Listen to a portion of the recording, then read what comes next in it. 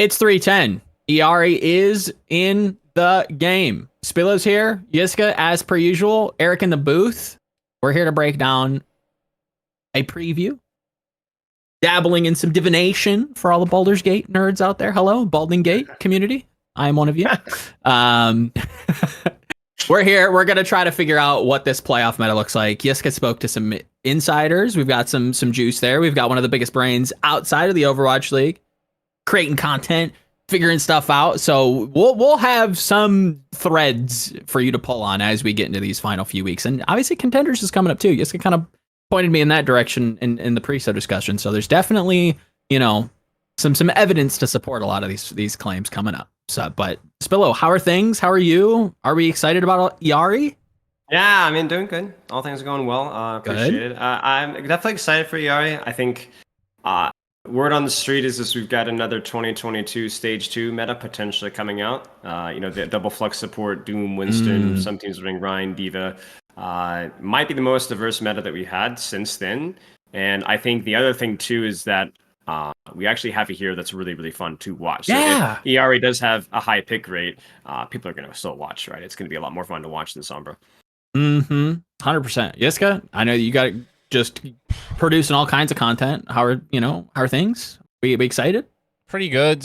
Not gonna lie, the first time I asked what is currently being played, the first guy came back and said like all the builders are meta, like Illari. Oh no, like not the builders. Sim Torps, like being played in one comp is just, oh my god, I was that takes you back, man. If this is the end of things, there's nothing that would make me smile more than like reminiscing about like good old Torb Sim, like back when Internet Hulk was still, championing the triple shield cookies combo. Like that just feels like 2015, 2016. It's just they have a shield generator. They have a shield generator. Oh, shield generator. I had to explain that to my wife. She didn't even remember that. And really? I remember, you guys remember the Junkrat voice line, I have a feeling they have a shield generator. And I was like, whoa, like it's like what's his name in Ratatouille, the flashback. I'm like, oh my gosh, I haven't had that go through my brain in like 4.5, 5 years. Holy crap. Core memory unlocked. What a goofy ultimate. Teleporter too. Like what on earth was that? And you had two of them. You could like swap between. You could choose your ult, and it was like, why is this the only hero in the game that has two ult? Whatever. Anyways, it is having. I think that kind of sets the stage or sets the tone for like how sandboxy the meta feels right now, with like a brand new hero and Illari being super fun, kind of beautifully simple. I'm kind of still gonna try to force that home. Just like super fun, very core to like an FPS game, and. Yeah, if builders are like being at least tested in like scrims past like day one scrims, like stuff we might be seeing some wacky stuff. I'm genuinely kind of jazzed to see what all kind of comes from this. I'm very looking forward to these last few weeks. And we're getting map changes, all kinds of stuff. But before we jump into it too deep, we do have to thank the Patreon producers who make the show possible. So, episode 310 is brought to you by our lovely helpers, producers, patrons, patron saints, maybe. Battlecry, Refined Bean, Bronze Bob, Buhau, Picasso, Lulshin, Porkchop, Sammy, Rexane, Volamel, and Sugar High, and our YouTube members, Blave Bliss, IMDRW, Brother Adam L, Ice M Gel, Firearm at 6, and AK.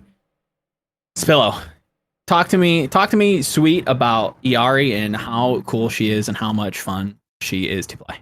I think she's a new type of hero. I was thinking about this actually last night. I think like when we shifted, I've talked a lot about on my content about how like the shift to Overwatch 2 is a shift towards hybrid, right? Everything is hybrid. Ryan has more mobility. Winston has more range. Bastion has more. For crying out loud, Bastion now has mobility. Like, how crazy is that, right? Yeah. So everyone's kind of like without vanilla every hero. Every hero has strengths and weaknesses, but they have more flexibility within those strengths and weaknesses. And I think you see that with the Sojourn, you see that with the Queen, you've seen that with Ramatra, a Brawl Tank with a little poke, and you've got Sojourn, a spam hero, but also a dive hero, and then Lifeweaver happened, and nobody really knew where to put him in a bad way. But then Illari is like the light side version of Lifeweaver, where again it's like, what is this hero? She has like brawl aspects with her heal beam, like obviously very, very limited with what she can do with that. And then she has like spam aspects with her gun. She has anti-dive/dive aspects with her mobility. But then her heal turret is like anti-dive. It's like she doesn't really fit any of the archetypes. And we've not really seen a hero quite like that before. Yeah. And so what it means is that like when you have a brand new hero, usually what happens is they come with baggage. So like Junker Queen's meta. Okay, you need a Lucio, right? She's a brawl tank. She's got some aspects that are spammy, but she's a brawl tank, right? So you need a Lucio with her. But Illari, what synergizes with Illari? What counters Illari? The answer is yes, everything, and no, nothing. You know, there's aspects of a kit that fit with other things and don't fit with other things. So I don't know. I think like anybody who thinks that they've solved Illari about how to counter or how to play what synergies best with her, they're kidding yourselves. I think it's just going to be a lot of different reads happening at the same time. And I don't know that ever we're going to find out one niche where she fits. Yeah, I think like it's probably not a hero that will be countered. It's just like if you tune her numbers, are her numbers always going to carry her? Because the rest she brings to the table, it's not that like she doesn't have the anti-nade that decides fights, right? Like you gotta put that damage out. The only thing is really the ultimate power play, which you know is an ultimate that basically went. How do we get support players to also have play of the games? That's how. And I think that's always going to internally be the question for her. Is like, are her numbers good enough to justify bringing her when she otherwise doesn't bring too much in terms of the support label to the table, right? It's like Lifeweaver, right? Like, because Lifeweaver, again, is not a hero that, like, obviously synergizes with anybody, right? He has aspects, like, the pole works good with aggressive tanks, but the heal works really well with aggressive DPS, like dive DPS. The ability to track and heal through walls is really helpful. Pedal is good for immobile people. The Life Rip can be used as an anti-peel, but again, like, what kind of a support is Lifeweaver? Brawl, dive spam? None of them. It doesn't fit in any of them. So, but Illari is like that, but in a good way, to where not just the numbers are big enough, because Lifeweaver's numbers have continually climbed, but she feels more enjoyable and more proactive with what she can actually do. Yeah, she fits kind of I think you said it really beautifully that like they're opposite poles of like this Overwatch spectrum. If everybody was kind of like on this line, both of them on release were just so opposite, where one is like, wow, this is really interesting to think about. I don't know what I'm going to do with you, and I know exactly what I'm going to do with you. I'm going to shoot people in the head. I'm going to heal people and put down my turret. I'm going to jump around. It's going to be fun. Like you couldn't have two more different heroes, and I think the reception around it is very like matching. Where it's like Lifeweaver was kind of, you know, duddy on release, where it's like, okay, this could be interesting in like 10 years when, you know, the game gets to like a 20xx, you know. We're you know fighting for port priority on who gets host or whatever. And Illari's just like, yeah, I shoot people and I heal people, and you know sometimes I ult. Whoa, crazy, weird. It's simple and it works. Right. But And the synergies like feel fun. You know? Yeah. Like the synergies feel fun. Like, you know, it feels good to do a lot of healing to somebody in a brief period of time. It feels good to, you know, obviously the proactivity with the shot and the mobility feels amazing too. So. Yeah, no, really well designed. I think hats off to Team 4. Do you think there's a world where you get pissed off enough, I don't know, by the healing turret eventually, where the notion will just flip and we'll say, okay, this is so annoying, like she shouldn't do all of the things and oh yeah, exactly. Right when the honeymoon phase ends, everybody's going to be like up in arms about why, you know, healing turrets are actually the death of Overwatch 2 and why we should all abandon ship. Well, we're gaslighting ourselves with Ana as we speak, or at least we were the last several weeks, you know, where everyone's like, oh, Ana. I mean, do you guys remember the tiers with Kiriko and Brig, Lucio, Moira, and everyone wanted Ana? Where's Ana? Where's Ana? You know, and then Ana comes in the meta, but Ana overstays her welcome, and anti-nade goes from being a fun and impactful ability along with Sleep Dart into an unfun, you know, fundamentally imbalanced ability. And so I think it's just about like how long does it stay? You know, how long will Illari be a must pick? I think you could look at turret and be like, all right, maybe the HP is a little high. I think the turret alone is kind of what's kind of bullying, at least according to the word of the streets, it's kind of bullying Tracer out of the meta a little bit. Okay. But I think it's not about there are no objective truths in Overwatch. Sure. What's fun and what's not fun. It's mostly about how long is it before the welcome is overstayed, I guess. I would agree that's probably the only thing that I think you can trust in is if something in Overwatch lasts for just a little too long. I think collectively everybody's like, yeah, I could live without a Sombra. I could live without goats. I could live without, like, we might be able to respect it or maybe we'll enjoy it, but like we could use like a new, a dash or something. We could spice things up. It's crazy how this game has just filtered for dopamine chases, right? Like, I was at RLCS. Is it weird? I don't know. I was at RLCS this weekend. Uh-huh. This game hasn't changed whatsoever in like 8 years or something. I mean, right? it is car ball, car ball, and like nothing changes about this game, right? And they had very significant meta changes that actually like changed who was good. Oh, really? Like in comparison to like season 6, what they are, and I think they're like, I don't know, season 11 or later now, right? Okay. And like just the skill sets that people bring to the table and how the game is played is significantly different. But I also just like coming from those games, just the comparison of like no changes in games like, Rocket League, and then I guess CS is a little bit more towards the center of the distribution, to like, the dopamine chasing games like Overwatch wants to be, but how Valorant is. I don't know. Like I don't like being on the far side for an esport, and I think like it's a pretty big struggle. I think this dopamine chasing behavior and filtering for that audience will eventually always bite you in the ass for an esports game. For esports, yeah, but that's always been the catch-22 for Overwatch, because that's also what makes the game so successful, I think, is that like the game is so complicated, so many things happening at one time, so many heroes. It's like League of Legends but shooting, right? So every game feels totally unique, totally overwhelming, totally confusing, and it feels awesome. I love it, yeah. And I think that's what has always been the difficult part with Overwatch, is like, can you balance that around making it a more engaging esport, more visually trackable, like, I don't know, without compromising the fun. I mean, the 5v5 definitely helped a little bit, but ultimately it's like almost feels like a fundamental quote unquote flaw of the design. Yeah, for sure. Yeah. I think to your point, Yiska, I think there is, I do prescribe to like a lot of like rubber banding where like, yeah, we are kind of facing a lot of like dopamine shifting. We need to make everything fresh all the time. We chase this like unquenchable thirst for novelty. But then we have games like chess having like a resurgence, and like you look at a game like Rocket League that it's just cars and soccer, football. Sorry. Dude, I have a representative amount of people in my Discord that say Valorant feels too slow to them. And like, no. Yeah, of course there's going to be like a majority. That is crazy to me. Like, have you watched Valorant recently? That shit just like is like 15% less hectic as Overwatch these days, right? Yeah. And still these dopamine sniping children just like can't stand that, like watching an angle like for 3.5 seconds instead of like, the whatever it takes for respawn. And I don't know. Like I feel like it's crazy how fan bases filter towards like different cognitive types, almost like the ADD game. Yeah, I picked Overwatch. I picked Overwatch due to two reasons. One was Genji, and the second was the respawn timer. I tried CS at a friend's house, and I couldn't do it.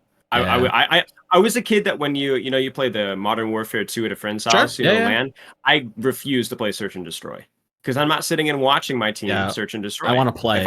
I want to respawn. I want to continue to play, and like I think that's kind of what we have.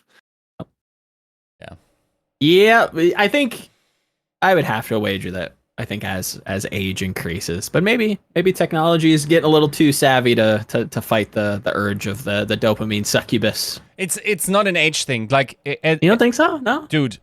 The best player at RLCS was a 16-year-old that just turned 16. This guy has won every single title that he's competed in. Like he won a major and now the world championship. He scored in own goals, just like by chance. Then like minutes later scored the sickest goal in the tournament. When he won, Lee came into the press conference with like themed music. Like he had his cell phone in and like danced to the dude. That's ballers. Conor McGregor entrance. Yeah. All chatted up. They're like, okay, so yeah, and then there's also like, of course, the MVP of the tournament, and this guy gets a translation, and he like nobody has told him yet who the MVP of the tournament is, and he says, "Where's my medal?" Like he already knew he was going to get it. Where's my belt? Like that kid was so chatted up. Zen is his name for Vitality. Hilarious. Like I don't know, like, and apparently there's this thing where like this scene like Rocket League, it's not quite as young as Overwatch, but it's reasonably close. They like all the old guard has now been replaced, but while the game hasn't changed whatsoever from a gameplay point of view. So I'm not sure if it's really about age as much as really like cognitive profiles of what people like. Sure. I feel like it's also no coincidence that a game like Overwatch has like these wild colors that also appeal there, right? Like I feel like that's why I'm always attracted to Blizzard games, right? Like it's kind of programmed to be.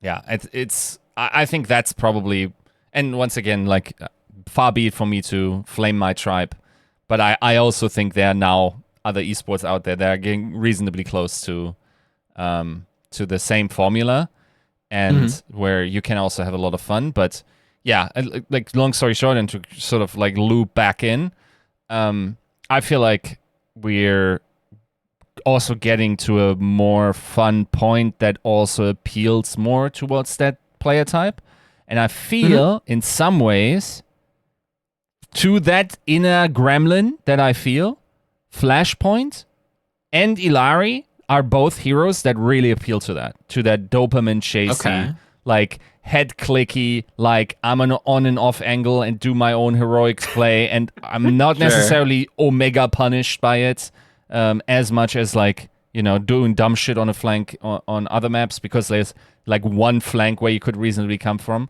I feel like all of that.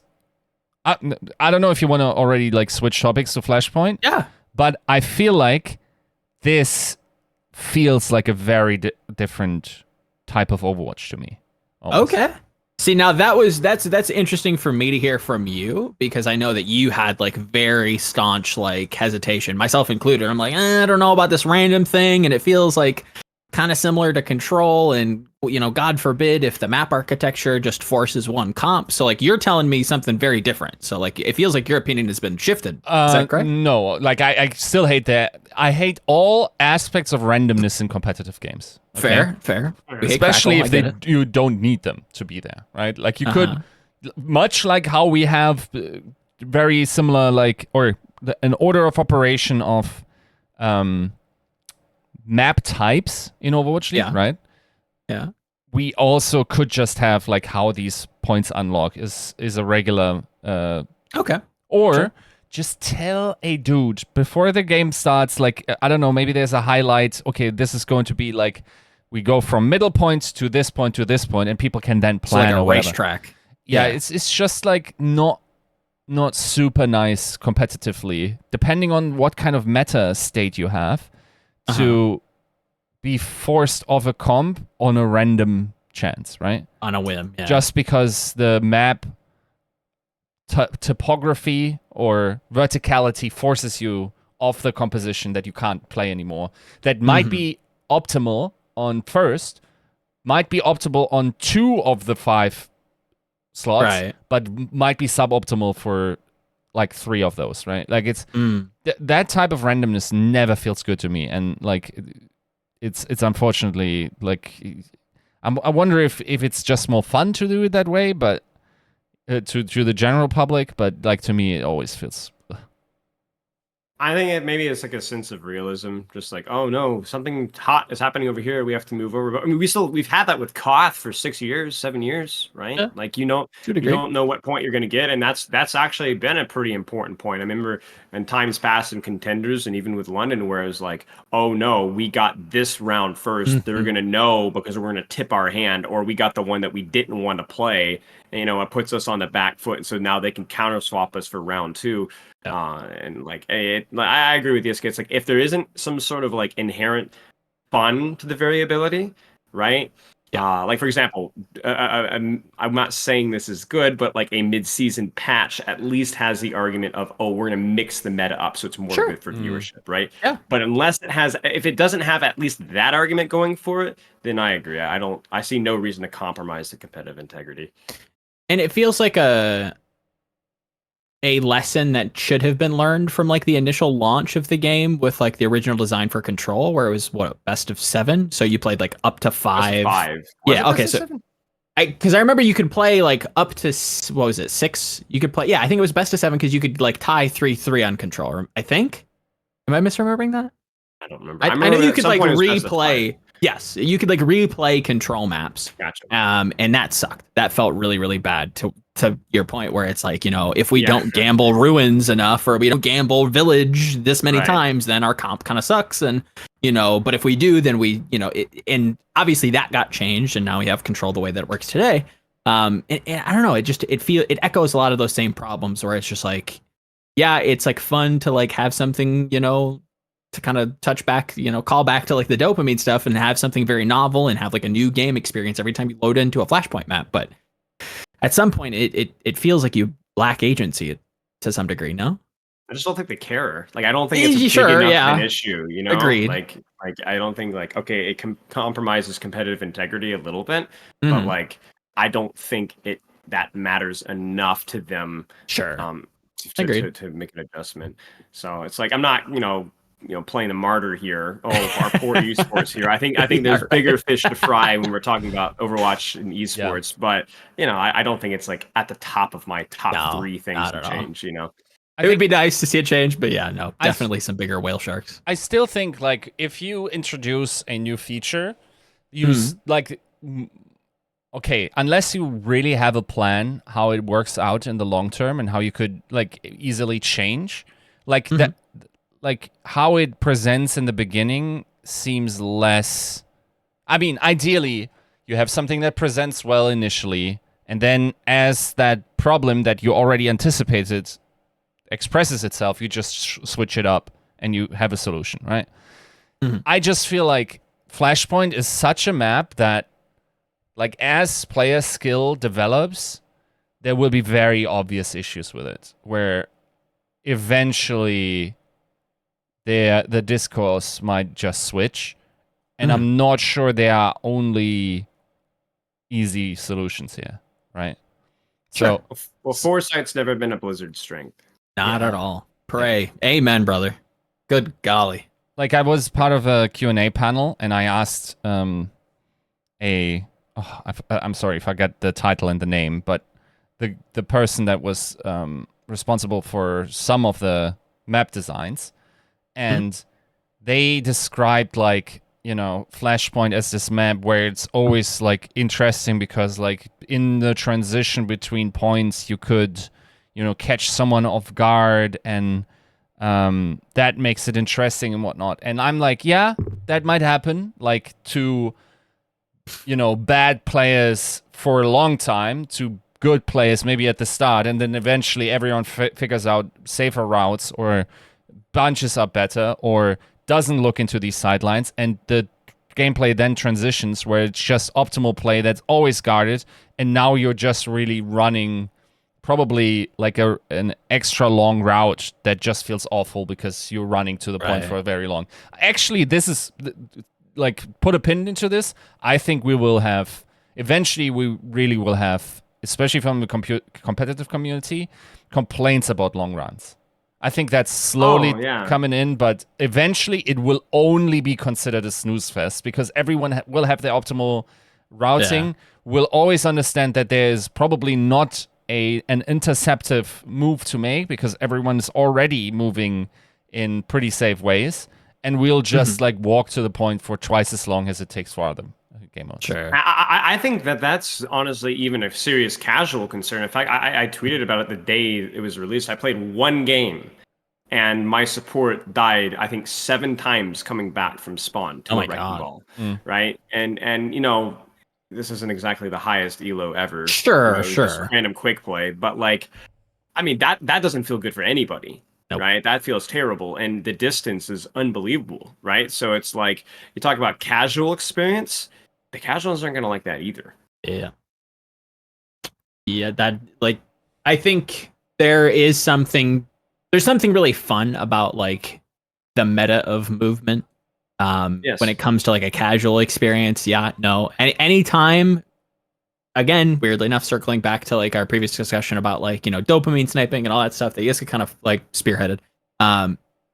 We have selected a community from the top to the bottom of, like, people who just, like, want to log in and they want to play and they just want their happy juice from their brain right now, all the time, forever.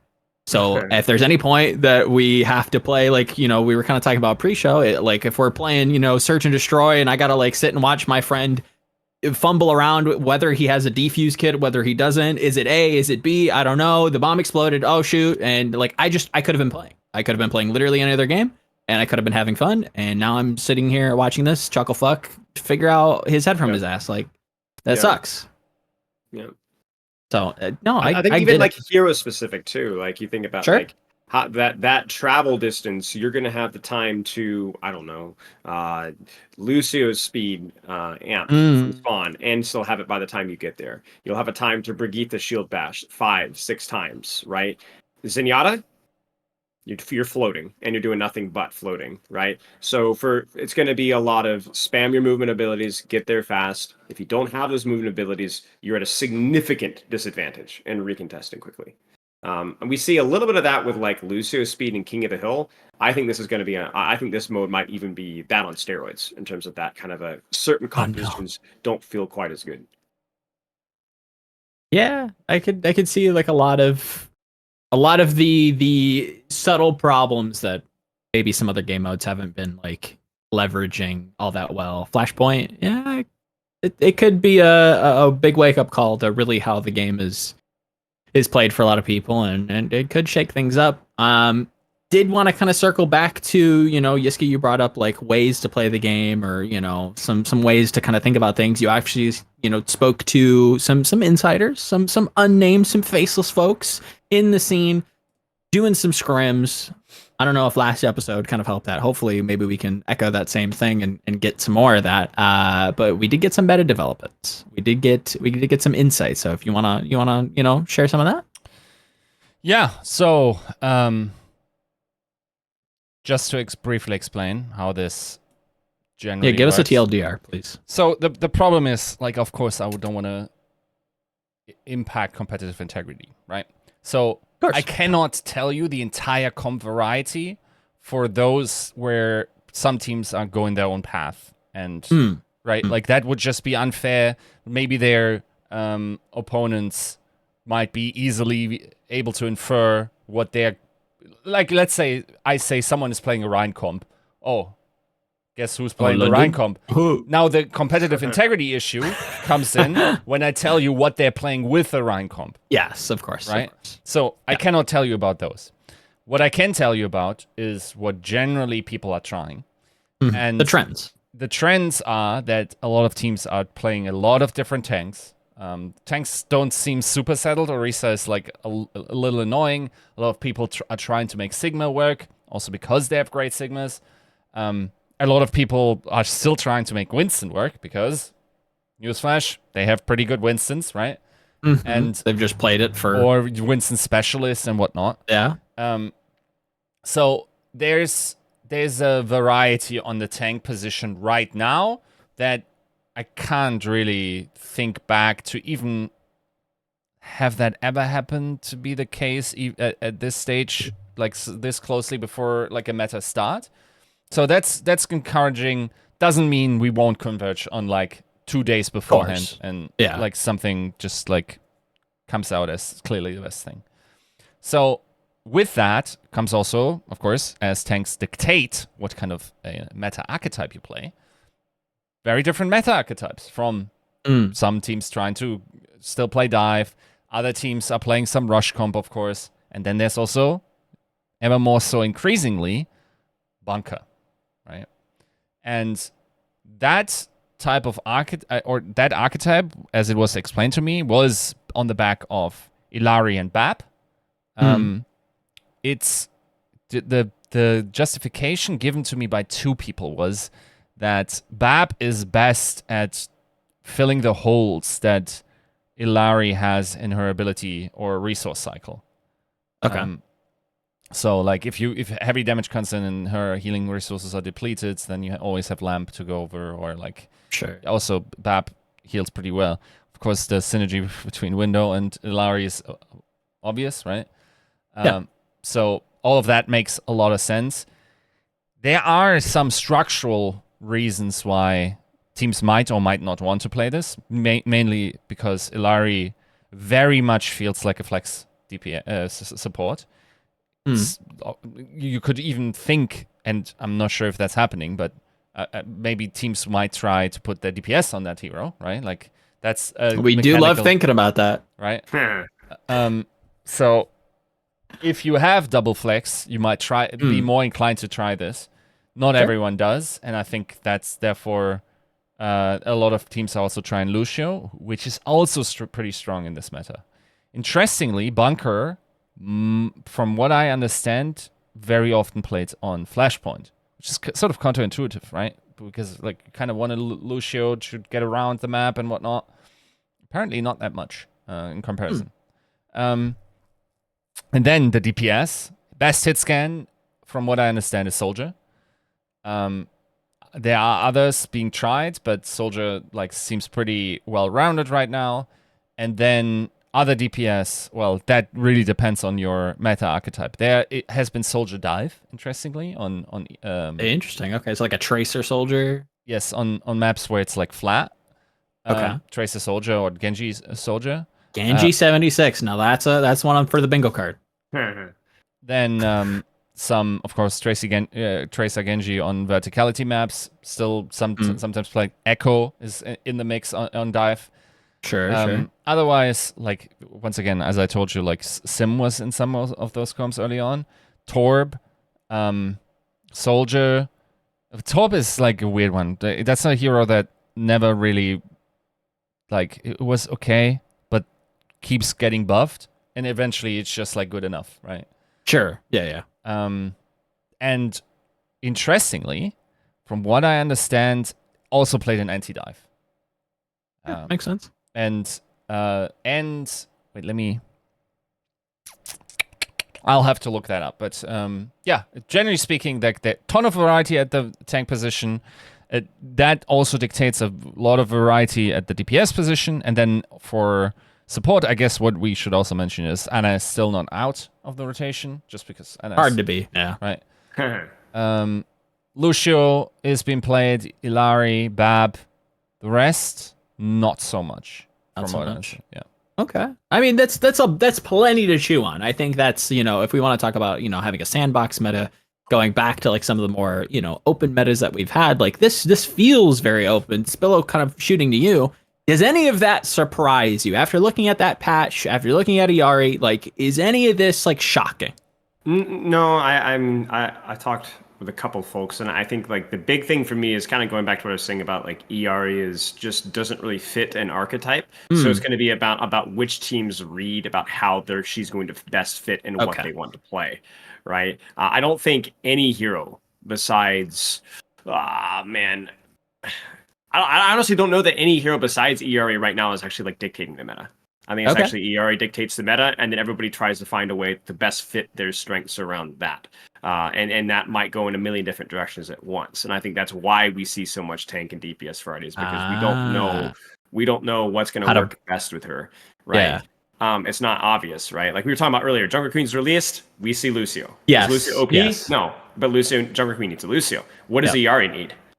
We don't know. I don't know. Like every team's going to have a different read with what that may or may not be. I think the Soldier read is the one that's pretty clear to me that that flankers are having a hard time.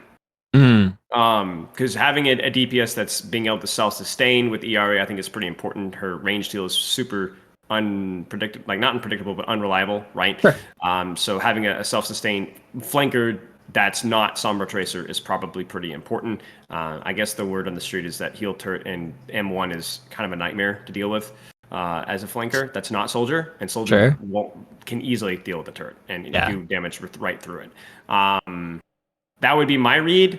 In terms of like some of the other tank reads, I don't know. I think obviously like Orisa receives some minor buffs here. I think a lot of that is probably just depending on where that goes. Sigma is really good versus Orisa. I don't think Sigma is a strong tank right now, but might be one of those, hey, this is what's being played, so this hero is good versus what's being played kind of a situation. Yeah. If you don't see as much Sombra Tracer, that makes Sigma a lot more attractive immediately. The Batista one is definitely interesting to me. I think that's definitely works really well with Orisa. And he does complement some of Illari's weaknesses, but I think there's other supports that could do that too.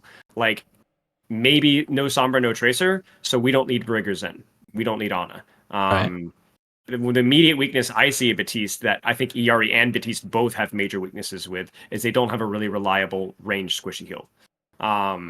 Besides a static turret. So that to me tells me immediately that Sombra, Tracer, even more mobile tanks are just like not falling out of favor, or like falling out of favor, I guess, in that regard.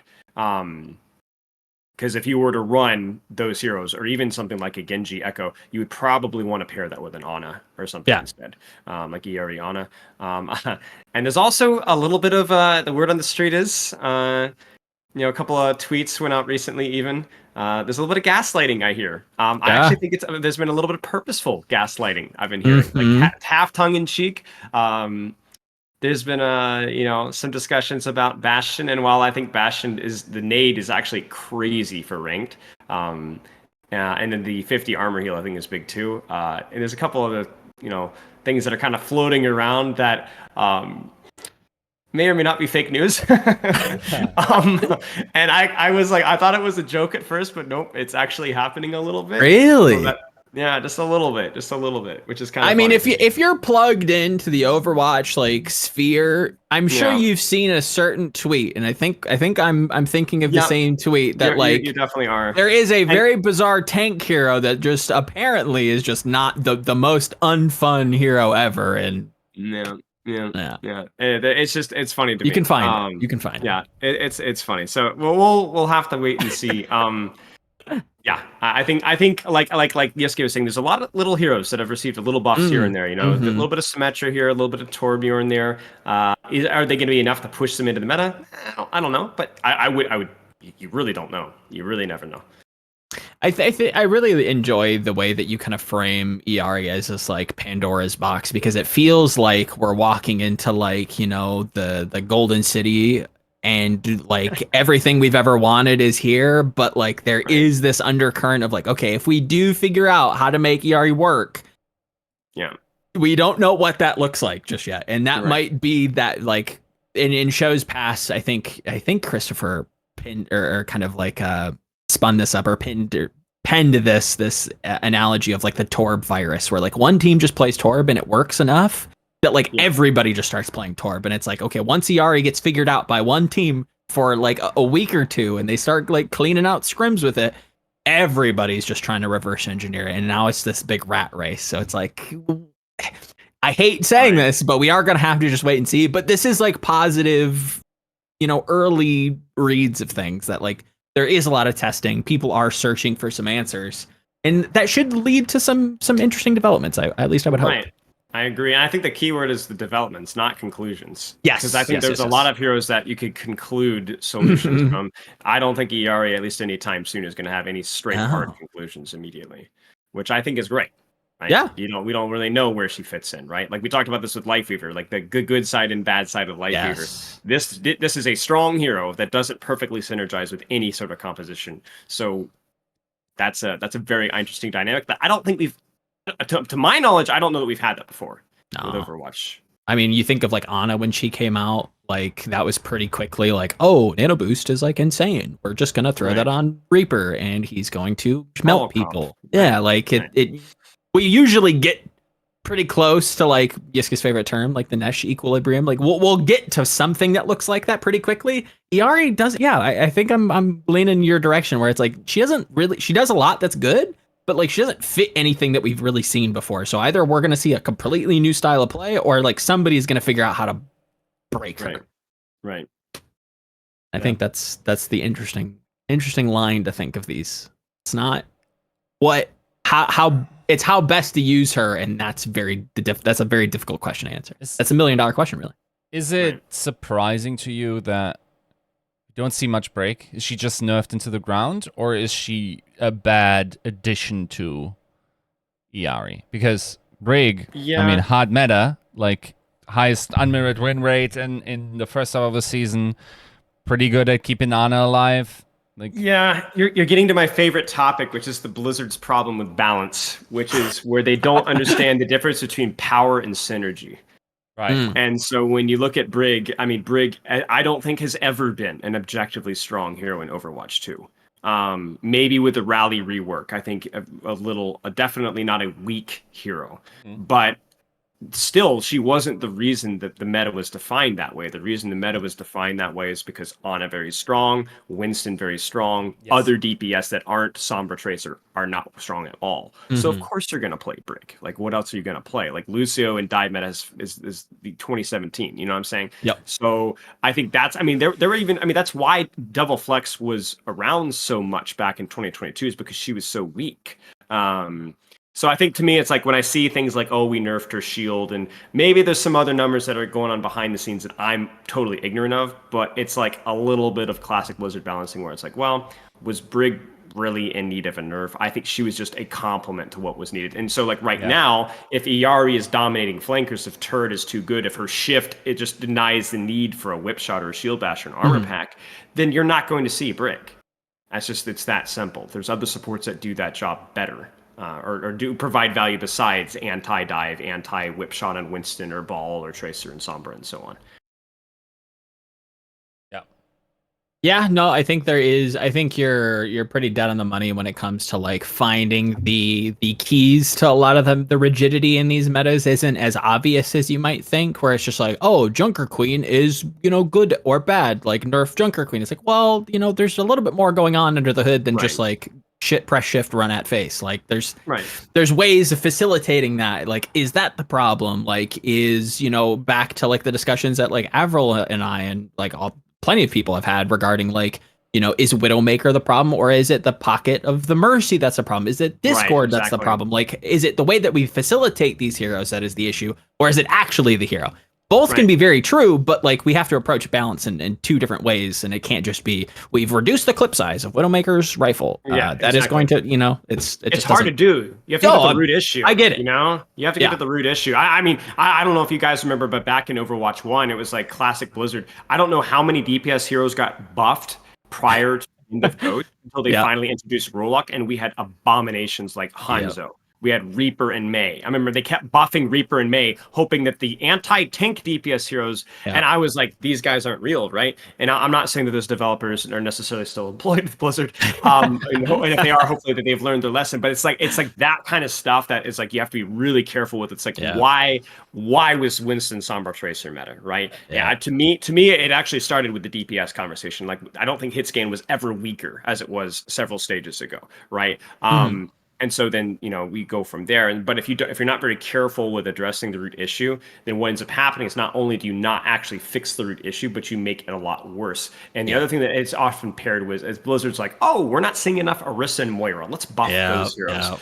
And I will say though that like, for example, some of the all this negativity, some of like the Orisa Moira changes recently have actually been fairly decent. Like Orisa survivability a little bit nerfed. Her range a little bit buff. That's okay. That's like a good quality life. It's buffed. Yeah. Right. Moira, her HOT and her spray got buffed. She gets a little bit of resource on a damage orb. That added a little bit of complexity to the hero that wasn't there before. So I think like all things considered, like we're getting there. And even the Cassidy changes. Right. I think a lot of people. I hate the Nate. First off, I hate the Nate. I think that's the coldest Nate of all time. But the 225 HP. Oh, no, he doesn't deserve that. But the problem was that they buffed his range right? So that he was competing with Hanzos and Ashes and Sojourns when he shouldn't have been competing at that range, right? Yep. So they gave him the 25 HP back. They take away his fall off, juice. And so now he actually has a little bit of a niche. You kind of see what I'm saying? So it's like, that to me is like, it has a direction for it, and I think I think overall a lot of changes have kind of moved in the right direction with that regard. Very quick, in terms of like what you're saying and the interdependencies and having to, balance synergies rather than, individual hero power. It's interesting that a company that developed stuff like World of Warcraft doesn't get this, right? Because I remember, like in Arena, we had discussions with a guy called Ghostcrawler. Ghostcrawler was like one of the head developers at the time. Jeff was also around, of course. And True. like Ghostcrawler, by like trade, or rather what he studied, is actually a marine biologist. This guy had an intricate understanding of how, and talked about how it helps him to understand how ecosystems work and how one change just like impacts the entire ecosystem, and how you might change something in a way that you wanted to at a completely different side of the game. It just works. Or you can also destroy it just as easily, right? Which is the more likely. And like that a company with, that in their DNA had such problems to get that, especially during Overwatch 1, is interesting. Also, just like maybe interesting tidbit, Ghostcrawler then went to Riot Games, started like with the MMO there, and now he's out of Riot Games, and he Doing his own thing, right? doing his own thing. Yeah. With John Spector. he's at the company as well. So yeah, game development is pretty small. Yeah, That's funny. Oh, I think though, like the way that we've always kind of talked about Ghostcrawler, like in behind the scenes, like in Discord, which shout outs if you want to join and take part in some absolutely bonkers discussions. Check it out. There's something to like ecosystems and like the way that you talked about, marine, that you cite marine biology, or rather he cites marine biology. It kind of reminds me of like bringing the wolves back to like Yellowstone and like why that was such a big deal for the ecosystem and like how they did it. Like one little change, it might not seem impactful now, but that's because we don't really think about foresight, and Blizzard's very bad about foresight, and like we're just too, circling back to like how Spilo, you talked about like, to kill goats we need the tank killers to be good, and like that's the problem. It's like we've made so many mistakes thinking about the game that we're approaching the problem in the wrong ways. Like we have to strip away what we knew and like kind of reapproach it from the kind of ground up. And yeah, it's never as easy as it sounds. And I know that's frustrating to, I think, a lot of people, because it's like, it's clearly that this hero is broken, and we may all agree, but we don't really agree on why the hero is broken, I think is the crux of the discussion, right? Yep, 100%. That's the tough one. It's almost like a Moira issue, right? Where the combined numbers, the sheer numbers are just too high. And not only are the sheer numbers, what she probably does even better than Moira is like she really has effective damage, it feels like. Like because how her breakpoints work, it's not like you're just like always poking, you're always exuding kill pressure onto a flanker. Like as soon as you feel the first dome, you gotta get out of there or it's over for you, right? And I think that's also very obvious. Like the issue there really very much feels like, because we don't know about the synergies yet, and that in itself, the fact that we already feel like Illari is a little too strong before we have figured out synergies, is that like her damage. That's another tidbit from the scrims, is that she top damages quite a lot of scrims, right? Like over the DPS. And it's interesting to me too with that, because that is not at all going to be reflected in ranked. But when you put that hero in the right hands, that effective damage that's not just spamming damage orbs down a choke, or shooting the enemy tank, Yeah. I also, it's hard to, Yeah, the shooting mechanic felt a little counterintuitive to me at the start. Like the shooting cadence is very unusual, I feel like. You have to wait a very long time comparatively, right? Yep. Like it almost feels and I did like the numbers, at least surface area, and to my knowledge, it's much lower DPS to spam. Maybe not much lower, but it is. You should almost never spam. Yep. Yeah, only if you really can realistically get the kill, or like otherwise you wouldn't be able to do the damage. But each situations, yeah. Yeah, she feels much more like shooting as Widow than it feels like shooting McCree. And that might not be true based on the cooldowns between shots. Maybe the other case is true, but like, yeah, the getting the timing right it seems super crucial. It's almost psychological. I knew I used to coach a lot of Sojourn players, especially when she built Rail like literally every other second, you know. And one of the skills we used to practice was like being able to be calm, like a real life sniper, like take the breath, you know, and being able to kind of hit the shot, relax, hit the shot, relax, hit the shot, some sort of trigger discipline, you know. And I've definitely felt like the case with Illari. You miss your shot, well, you're gonna be looking kind of awkward for about a second or so. And then the natural reaction is to like, oh, I gotta like make up for it. I have to compensate. I need to shoot quickly, and it's like, no. The cool thing is that between cooldowns, it now feels very effective to also go for a quick heal, right? Just top up. Because like the synergistically, it's like I wait for my shot. Okay, now I heal. Okay, now while my healing, energy is coming up again, I can shoot again, right? And it also like. What it does do is make flick aim much more needed than you would have it in other characters, right? Like the lining up, because you need to switch between ally and enemy sometimes. Just feels like she might be the most aim requiring hero, maybe.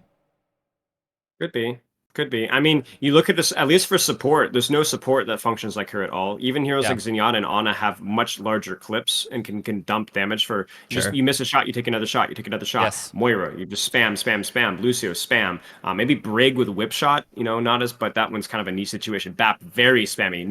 BAP is actually almost like the total opposite, where it's just about like maximum uptime on damage, shields, whatever you can shoot, right? But with Illari, it's all about like you hit it or you don't. Even though there is a rotational stuff with BAP as well, right? With shooting and heal stuff. If it is all a weave. Yeah. This one, Illari feels more natural in the way that like I feel like they wanted BAP but again, speaking from like a casual audience perspective, like they wanted BAP to have that weave, and I think they hoped that the casual audience would kind of learn to like weave that in, and it doesn't feel like that's taken hold. Whereas Illari, it's a very natural cadence to be like, okay, well, I have this downtime, so like I can heal and then I can go back to shooting, and then I can heal and then I can shoot. Like there is that like, I feel like it's going to be easier for the average audience to kind of like pick up on the more subtle mechanics to her. Sure. I think it's one of my favorite heroes they've released in recent memory. Really, really cool. I mean, we can crap on them for all they want, and I will definitely respectfully gladly, same. And here's the hot take for a little bit on Ramantra as well. I think in terms of in-game, I don't think he functions near as well as he should. But Overwatch 2 heroes, really fun. Yeah.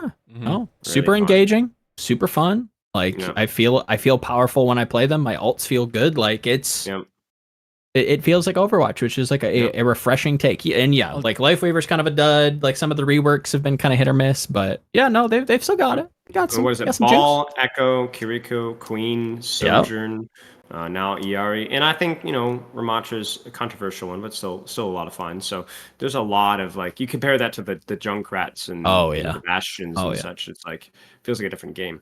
What I also really like, and unfortunately maybe they will fix that, but it feels like there's also some hidden depth with Illari. I don't know if you guys saw the Get Quaked On explanation of the movement tech on her shift. Saw the video. I haven't watched it yet, but bookmarked. Yeah, she has like B-hop mechanics. There's something about there's like something about boosting on stairs. There's something about side gliding and how momentum travels. Like there's a lot of hidden depth to that ability. Also, just how you gain maximum height and whatnot. Sure. There's an elusive amount of, or like a non-obvious amount of depth hidden in that ability that gives some flavor. It like reminds a little bit of, like Doom movement tech or like ledge dashing from way back when, but in a much more healthy way. I hope they don't touch it. It feels like the way they code some of the mobility in the game always leaves backdoors for people figuring out things like that, And I forget, I don't remember where I was listening to some podcast or video. It might have been this with somebody else, but we're talking about how, like, if we were to ever have any sort of quote unquote creep in Overwatch 2, a mobility creep is probably the healthiest one to have, especially with 5v5. And I've always agreed with that take. Yeah, because you don't want damage. Mobility feels like the most tame, but yeah, it's autonomy is what mobility is. Yes, it allows you to control and move about the map and as demanded, right? So kind of you make your choices, you make your bed, you lie in it. And so if you miss position, it's not, oh, my team wasn't coming back from spawn or I got surrounded. You could have moved, you just chose not to. Yeah, or you moved at the wrong time and you were punished. Yeah. Right. And it's the heroes that lack that mobility that have to compensate for it elsewhere, and that's when we usually have the problematic balance heroes. Right, your Zens, your Bastions, your Junkrats, your Orissas, and so on. I mean, I used to joke. I've made literally like only half joking that Orisa should be able to helicopter like she did in the experimental patch. Yeah. Imagine you could actually reduce so much of her survivability if she could do that. Yeah, she just like helicopters away. Right. You could justify Fortify like actually doing a lot less than it does now if she could do that. She can't, so it's like that's all she's got going for her, really. I mean, even Ryan, like, and I actually do think that that's something that purposeful that they try to do, at least to an extent. Like, you look at somebody like, even with Orisa, right? The javelin spin is mobility. Bastion does have mobility. You look at Reinhardt, right? The charge change was by far the biggest Reinhardt change. Like, that is the ability to control, cancel, and have that on a lower cooldown. The TP deploy rate, the cooldown of that. Like, every hero is kind of getting a little bit of a mobility creep, and I think that's a good thing. Yeah, that's also like when I did the coach panel, that was very much something that 9K also said. Like where he said he wouldn't mind if every hero just got free mobility. It would just be more fun. Like make I don't know, McCree's role even more, long range, maybe shorter cooldown. Like give non-mobile heroes more options and like have that just be a more fun experience at all levels. Yeah, I don't hate that. I don't hate every character having their own mobility. I hate the facilitating of mobility because then I think it breaks things. Then you get like problems where it's like, okay, well, this hero is balanced because it isn't mobile, and then if we give it a bunch of mobility, now we have a problem. Now we've got some issues. But if everybody just has like an equal, like if we, as a design philosophy, we approach everything with, okay, everybody has a move skill, then I don't care with that. I could live with, Zen being able to teleport through a wall a short distance or, whatever, what have you. Like, I don't hate floor, jumps sure, like and you could jump with his kick. Fucking, I don't know. Right, yeah. Figure it out. Like, there's endless ways to do it, and I think, I would agree with what sounds like 9K was saying. Like, it's more fun to be able to move around and shoot. It opens up a lot of possibilities. One thing I did kind of want to end on before we get out of here. We are getting some new maps, but the key factor that we also have to remember, and I think we're going to have to say this a few times, is the map change only happens after the conclusion of the play-ins. Correct. So not in the next 2 weeks, not in play-ins, but for playoffs proper, we will be playing Antarctic Peninsula for Control, Busan, Ilios, Lijiang, Hybrid, Blizzard World, Kings Row, and Midtown for Hybrid. I think I said that. Do you have Flashpoint. Yeah.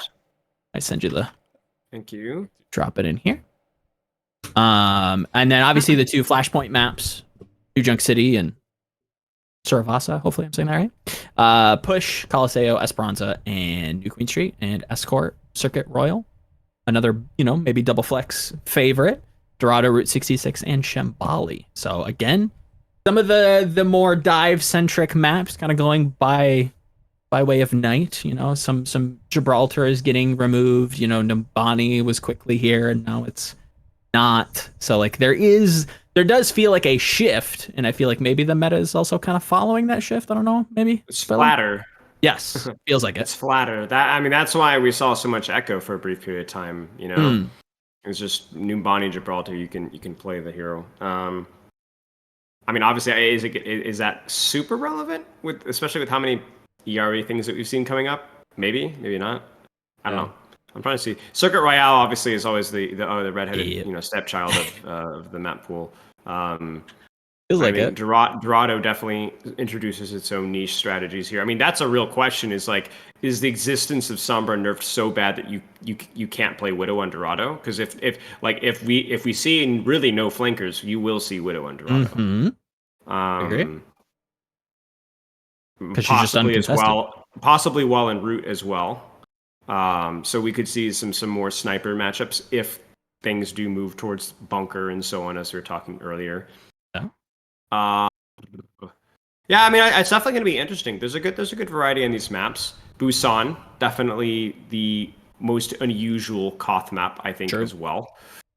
For the comps that it can provide there too. Yeah, it's interesting. Yeah. Any takes on Shambali? I feel like that's another one that goes, for me at least, by way of Circuit Royal, where it's like, I don't know that we've ever figured it out just yet. It's just very narrow. Is the problem. It's very narrow, so it lends itself to something with a long sightline, right? Or brawl, right? That doesn't, because there's not enough breadth to the map to be able to take consistent angles. So, I think it's going to depend on the meta at the point in time. Will Ryan still be playable because it's escort and it's narrow? Yes, 100%. Will we unironically see a Sigma comp? Possibly, could be. that would be. It's like a slightly less annoying Circuit Royale. It feels like it. Yeah. Okay. Yeah. I'm Jessica, also. I know you want to come. Why Blizzard World, man? You don't like Blizzard World?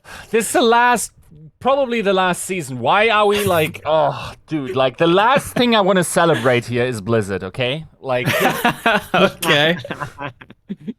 Also, you don't want to go to Hearthstone land? This is just bad. In comparison to the alternatives, I don't know. I feel like Blizzard World misses the mark big time. Other than that, I think to keep compositional diversity in mind is a big deal, right? For this one, because you want by the maps you enforce metas, and to have as much diversity there allows for the most diverse meta possible, depending on the game state, right? And also the time people have to develop these strategies. So, which, by the way, I think it would have been a way easier win to just come out with this map pool, and I don't quite understand why we're not starting out on this, right? Because I think I would have to look at it again. I'm not sure how many maps are changing, but it feels like a significant amount, no? From the current map pool? I'd say definitely Numbani and Jib that you brought up earlier. Yeah, those are the two big ones, obviously, with Dive kind of baby being drawn into question. Those feel pretty impactful, but outside of the obvious and Flashpoint. Oasis. They're a big one. That's a more brawl focused one. Yeah. I can't off the top. It's funny. It's like they're all you've seen them thousands of times. The escorts are always the interesting ones. Let me actually pull this up really fast because these are no Rialto, no Jungertown, no Havana, no. Obviously, we talked about Gibraltar as well. Escorts are generally sniper focused anyway, and then hybrid. No, wait. Ice and Pubsy. Graded, Yiska? Solid A? Yeah. All good. Okay. Granted. Okay, pass, perfect. Numbani, obviously. Honestly, I would be glad the less we see of Numbani, the better. Sure, right? yeah.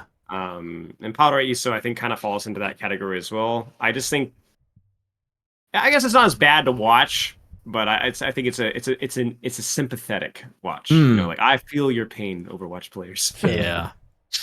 It's a kind of in a window. Is Hollywood? Hollywood's not currently being played, is it? In the summer stage, Hollywood is no. No. So that one that's interesting. That's the one hybrid or one of the maps that we're not going to see for the longest, maybe. Eric is saying it was. Okay, it was. Well, disregard. I feel like it was. No? Looking at Wikipedia, it says summer It was stage. played spring, I know for sure. Yeah. Spring it was played, yes. Yeah, okay. Right. Yeah. So we're going basically mid-season on to the end of possibly Overwatch League. No Hollywood. Kind of sucks. Inauspicious ending. It's okay. A second point has always been kind of brutal. But. Yeah, I'd say so. That one's a tricky mistress to figure out, especially if you lose control. That one's. Yeah. You know what's funny about that map is that was like a great example of like one of those tiny little details that we were talking about, like the butterfly effect or the marine biology, right? One of the small little things that made that map a lot better was the automatic elevators. Yeah. I remember when that first happened and how much easier that map got. Crazy. Yeah. I never really thought about it until like I remember like Mangachu, God bless, shout out to the real ones who remember. Like he was a big stickler about like random elevators, and I like just forever mauling about like, boy, I'm so glad I cannot take this team fight what I want to because the elevator is just up when it should be down. Yep. Yeah, and it's like I remember seeing those Busan mecha-based clips, the little things that go up and down. Like I'm glad I just get shot here. Great, love that. Yeah. Are there any other places in the map that have that? I swear. The Blizzard World First Point, the stupid little eagles. That reminds me of the stupid Mischief and Magic game where everyone gets the the eagle little they copy the eagle seat car ride thing, and they'll like pretend to be one of the little things going in a circle. I thought it was funny. Or the waltz, right? On yes. Those are also stupid. Like once again, like you take that feedback and go, let's do more. Like it's why? This has been buried in an email thread for forever. Another like I don't know if you just mentioned it or not because my internet's being kind of shoddy. Like I when I saw Blizzard World first come out, I was like, bro, one of these probes is gonna block a headshot and like somebody's going to like bald their pants off.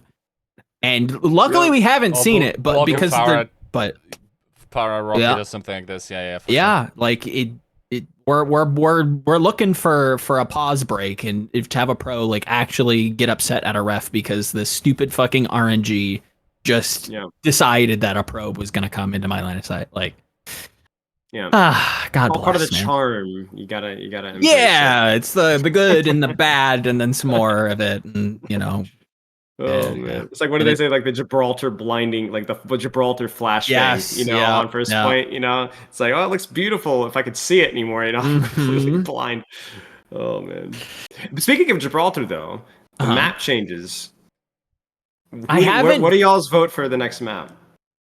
Oh, for the next map change. Yeah, because they said that this is a start of a larger project that we're I do like that. I like the fact that like we're shifting resources away from making new maps, cough cough Paris, cough cough, like almost any of the new maps that aren't for like core game mode releases, but like new maps suck. Nobody likes new maps. Just rework the old maps and try to fix them. Figure out what's wrong with them and like make them better. Is there one that I really would like to see changed? I've got two. Okay, let me hit me with yours and let's see if Circuit. Okay. Nimbani. Yeah, I don't hate that. See, this is where you have to get the casual mindset involved as well, right? Because you got to know this isn't just for pros, that's right? fair. That's fair. So it's like Nimbani first point. I was joking the other day. It's like the easiest attack ever, right? For pros. For casuals. Anybody else. I mean, for the vast majority of ranks, it's a miserable experience attacking that first point. And that map has a lot of other problems too, but yeah. I don't hate that shout. That's a good one. I like the way that you're approaching it where it's not just from like the pro level, but it's like what are the problem maps? Like, obviously like Paraíso is like kind of just a weird one. I'd like maybe another attack path that isn't just like under the choke and like this weird like around you have to go out of your way and there's like a health pack there. That one always just feels kind of weird to go down if you're not a flanker. Second point high ground control is also a nightmare. Isn't Colosseo also an obvious one? Yeah, you're talking to the right guy. Yeah, something about removing something.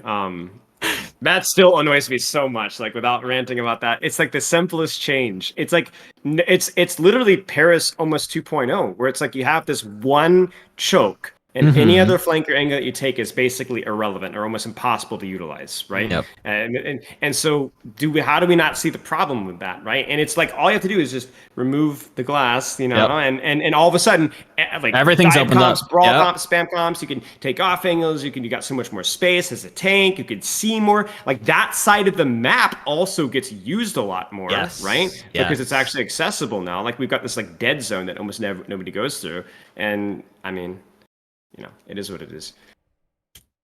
Yeah, no, you're basically playing on an island.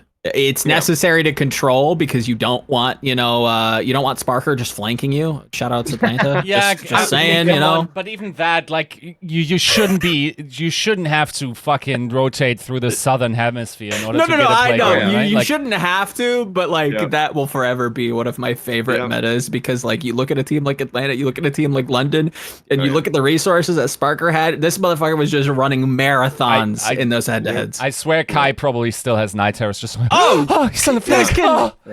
I to this day still message Sparker and be like, I still message and be like, you should have been on an angle. I'll just send him a screenshot from like Overwatch League and like, why weren't you on the flank? Why aren't we on an flank angle? here, dude? Yeah. Coach angle guy, just angles. When you're losing, the answer is always take more angles. Never group up. That's the Spilo strategy. Never group up. You'll always have a friend in me if you're just using Lucio as a resource to take more flanks. More flanks, more fun. Do that with Admiral. Admiral, why aren't you helping Sparker? Just get him across the map, bro. Your Ryan's just gonna pin anyway, so like he doesn't need speed. Like, what are you doing? Hottie is just a shift bot. Let's just say what it is. Like, just get Sparker on a flank, please. My wife still jokes that like I'd be listening, to scrims with my headphones off and just the speakers blowing, and she'd always be like, "Oh, that's the Landon phrase. I'm dead. I was Landon that entire season. Poor guy. I mean, he was such a good bat player, but that bat was so bad in that comp. Like, and that now is still like you just dive and he just dies. It's like literally nothing you could do. Layup chef doesn't matter. You're dead. And I'm done. So you just die and you just your team wins the fight. You're like, all right, well, I did my job. Jeez. I stayed alive long enough. Oh gosh, yeah. Oh man. All right.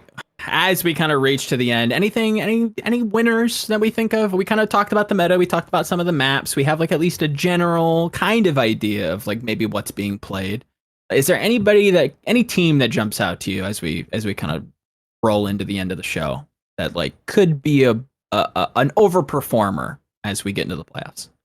I think team play is going to matter a lot, as well as like if somebody can play Yiska well, right? So we talk about like Atlanta is Atlanta because Atlanta has everything going for them, team play, everything, but they also have lip, right? Sure. Well, now, is there any one DPS hero or tank hero that you absolutely have to play if you have a specialist, you have a net buff? I don't know right now, you know what I'm saying? So it's like a lot of teams can kind of make their own decisions with what they want to play and lean into their strengths. So, and as of right now, at least obviously there's not a one hero besides Illari that's absolutely dominant. You must play, you must pick. So that definitely opens the floor up to just generally better team-oriented teams. And I think also, as Yiska was saying earlier, like how many of these teams are going to be able to comfortably play double flex if that is indeed one of the things the meta is shifting towards. And I think that's definitely an interesting one. Yeah. Makes sense. I feel like the obvious winner would probably have to be Toronto. Oh yeah, for sure. Right, with Kalush being able to play Sigma or whatever other hero, like get off the Winston, and then also the ability to wait, am I wrong? No, they still have a bad man. Yeah, to double flex man. For sure. And then I feel like Houston would be in a way better slot if they still had Gargoyle. Oh yeah, that one's a rough one. I don't think they'll be too worse for wear, but it's definitely going to be like that's the narrative that we're going into playoffs with. Is like, okay, well, like what is Houston going to do? Because they check all the rest of the boxes, but like the tank one, we'll see what that looks like. Maybe Boston, right? Like Izayaki, Twilight sounds nasty. they've got an embarrassment of resources at their disposal, so you could mix and match all kinds of players. Yeah. Yeah, they have phenomenal mechanical players. They have no mechanical weaknesses. Let's put it that way. Yeah, well said. Yeah, maybe Mayhem. Mayhem just might thrive in the maybe. chaos of things. They might Yeah. just do some wacky Good shit. gameplay. I mean, Yeah. Shorong is probably one of the best Yeah. main supports when it comes to flexing, right? Mhm. Sure. I mean, not Violet, but he is really quite good. I mean, he Sure. played a really solid Kiri, played a solid Ana as well. So you have options there that other teams, obviously someone, probably the most flexible tank in the league. You know, and if we're ever in a meta where we could put Mara on a go click and shoot hero, like he's one of the best in the world.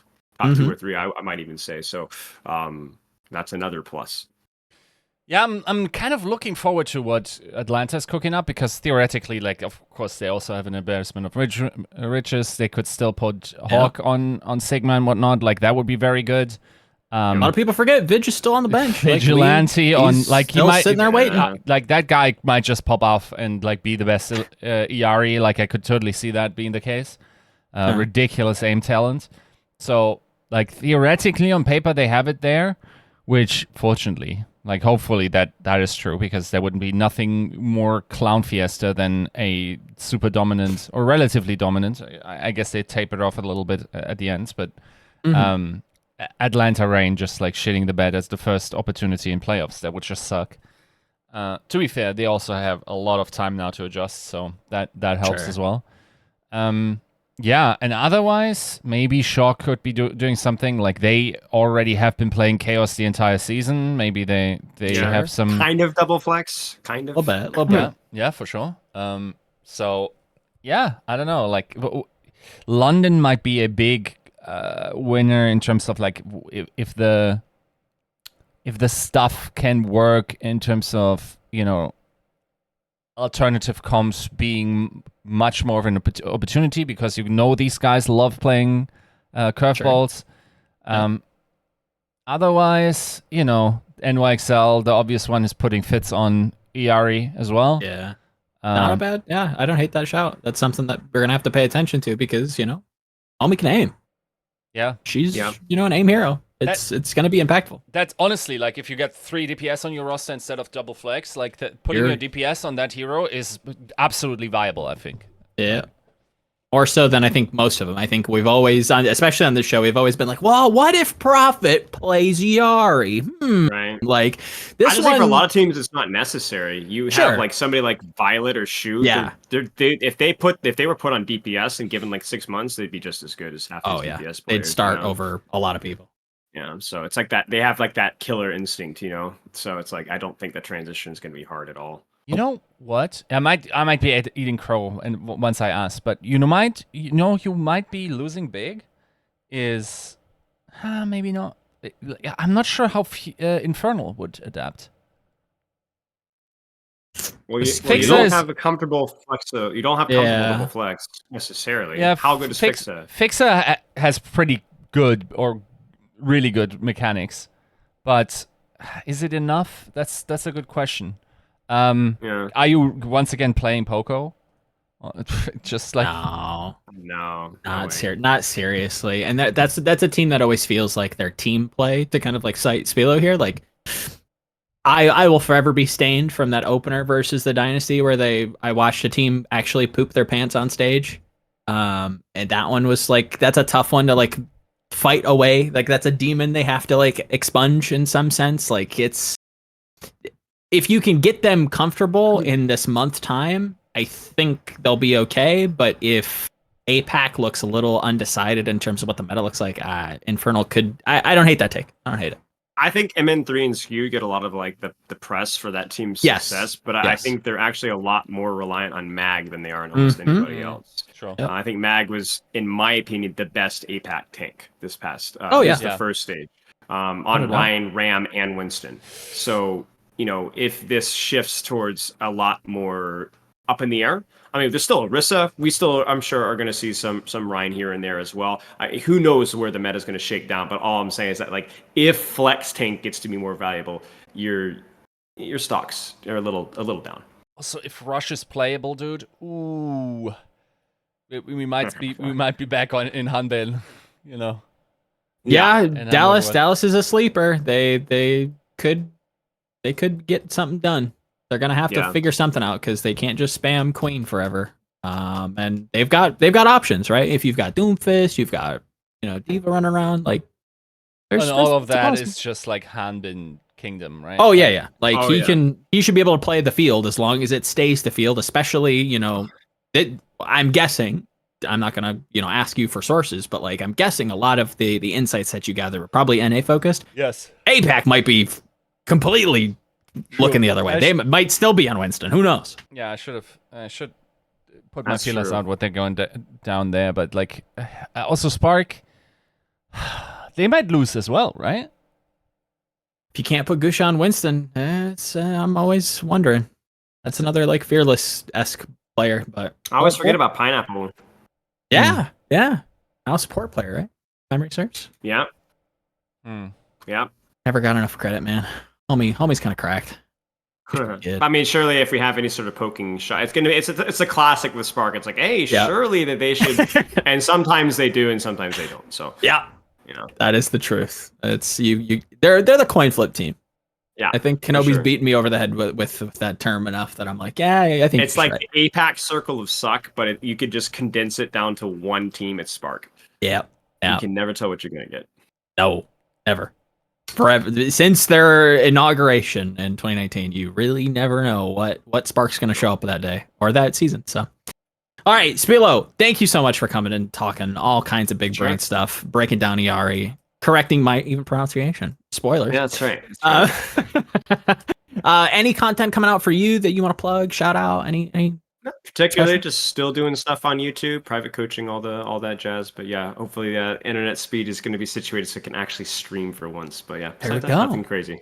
Anywhere, is there like any kind of like website that we should go to if we want like private coaching? Anything to plug there? CoachSpilo.com. So Okay. CoachSpilo.com. I got a fancy new website that should be working. Ooh, very good. Yeah, so we'll see how it goes.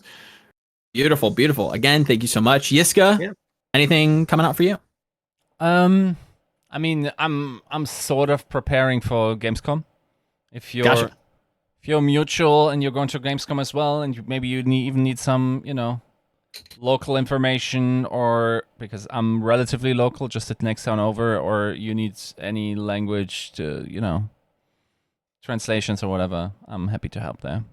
But otherwise, like in terms of Overwatch content, yeah, I'm definitely jumping on the horse once again, trying to get interviews done.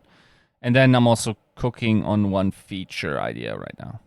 Interesting. Very good. I always love a Yiska feature. All right. That's going to be 310. I've got a gate to bald. See you next week. Goodbye.